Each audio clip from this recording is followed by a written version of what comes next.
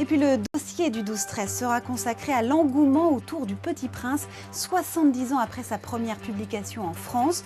Une expo à Versailles, des produits dérivés. Comment expliquer ce succès?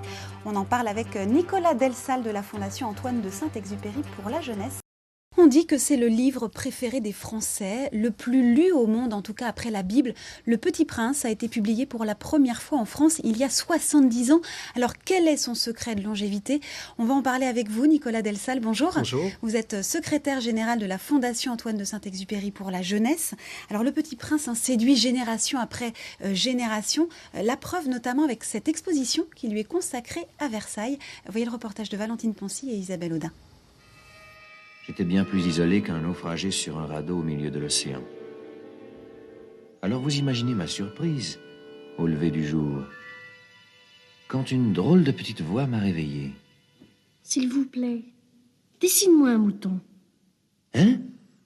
Hier, dans la voix de Gérard Philippe et aujourd'hui, animé sur grand écran, les mots de Saint-Exupéry continuent de bercer des générations d'enfants et de parents.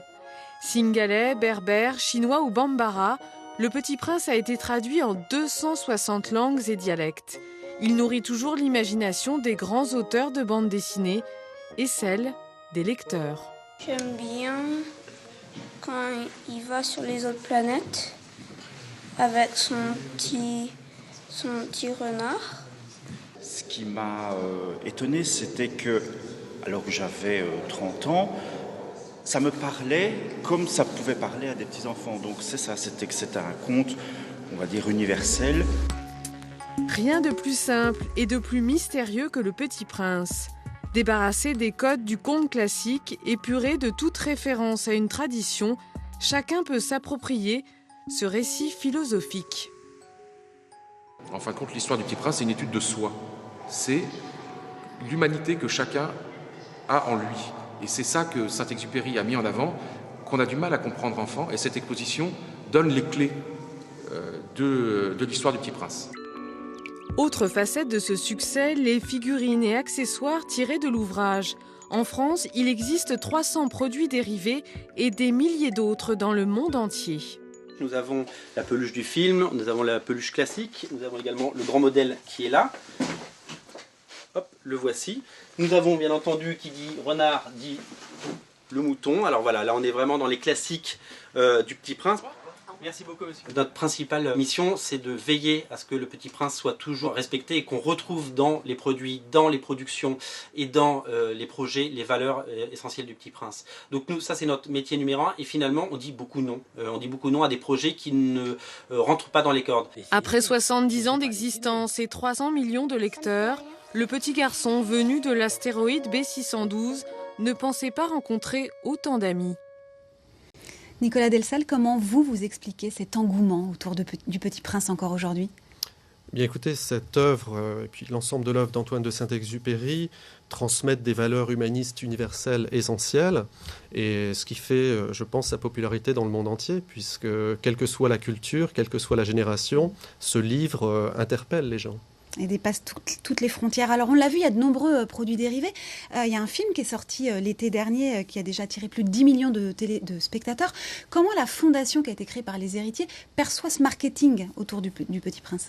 Alors la Fondation Antoine de Saint-Exupéry pour la jeunesse a été créée donc par la famille de l'écrivain, mais également ses admirateurs du monde aéronautique et littéraire, afin de transmettre à la jeunesse en difficulté, par des actions concrètes, les valeurs de Saint-Exupéry.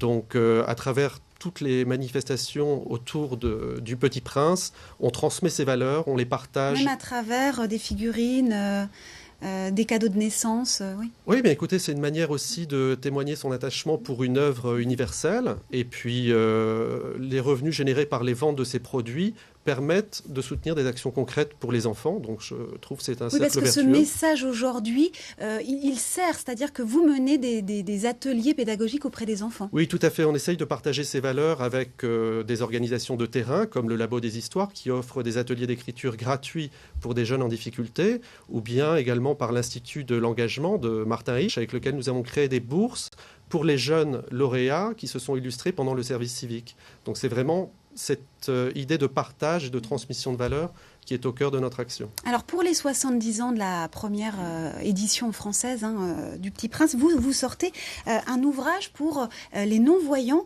Première fois, c'est la première fois que des dessins sont tactiles en fait. Oui, tout à fait. C'est la première fois en fait que l'œuvre graphique de Saint-Exupéry, ses dessins et ses aquarelles qui illustrent si bien son œuvre, son chef-d'œuvre, sont transcrits en relief pour les rendre accessibles aux non-voyants. Donc ça, c'est un travail fabuleux qui a été réalisé par Claude Garandès, qui est un éditeur spécialisé. Il est lui-même non-voyant et professeur de braille. Et c'était l'un de ses rêves que de pouvoir transcrire ces dessins du Petit Prince. Et aujourd'hui, ce rêve est devenu une réalité grâce à la Fondation d'entreprise France Télévisions également qui nous aide, et au ministère de la Jeunesse. Et vous avez en projet une grande exposition pour la fin de l'année. Alors on a un projet avec le Centre des Monuments Nationaux, effectivement au Panthéon, en fin d'année, que nous sommes en train d'élaborer, avec une cérémonie officielle qui sera organisée avec l'armée de l'air française sous le haut patronage du ministre de la Défense, mais également avec des ateliers ouverts vers la jeunesse, avec le Labo des Histoires et l'Institut de l'Engagement. Eh bien, merci Nicolas Delsal d'être venu nous en parler ce midi.